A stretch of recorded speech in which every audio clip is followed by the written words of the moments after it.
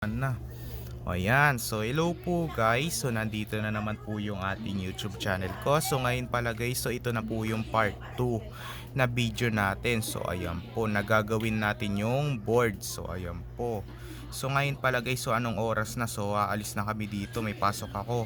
So dalian na natin to guys. So ayan po. So ito na, so pagkatapos na natin lagyan ng number, so lagyan naman natin ng paguhit, pabilog. Kailangan bilugan natin ang 50 plus. Ayan. Sunod-sunod lang, pati ito ganun din.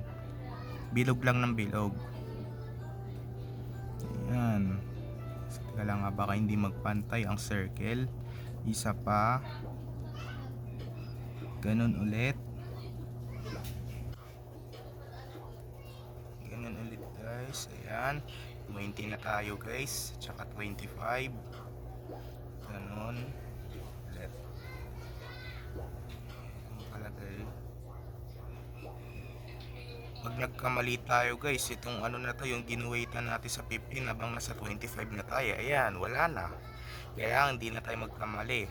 Kasi ballpen to, hindi na to nabubura eh. Ballpen lang yung panggamit ko dito kasi yung gumagawa ko ng board, ang ginagamit ko lang ay pencil o lapis. Kaya pag nagkakamali ako, binubura ko. Kaya itong ballpen ay wala na tong pambura, hindi nabubura to eh. Ayan, so ayan guys, so tapos na po yung ating board. Ano ba yan, ang labo? Di ba nakita? Ayan, so medyo ayan guys, so nabilugan na natin. Ilan kaya? 1, 2, 3, 4, apat lang. Ay hindi, di ba yan? Kasama pa yung 55. So ayan po. So pagkatapos nyan guys, so alimbawa guys, so pag nakatama ka dito sa gitna, wala. So kailangan lagyan natin to ng paganyan. Ayan, pagkatapos dito, ayan, gumawa tayo ng letter X dito. Dito ulit.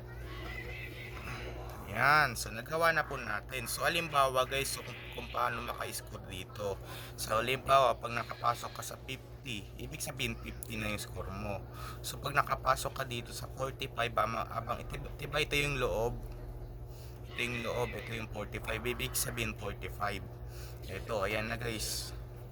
So halimbawa, ito meron pa. So habang nandito ka lang nakatama malapit sa 15, ibig sabihin 15 ka pa rin yan. So ayan po. Yun lang. So ang date na rin po ngayon na it's January 7, it's Tuesday. So ayan po. Ayan, may pasok tayo. Buti na ayos na natin. Yan. Bye. Yun lang.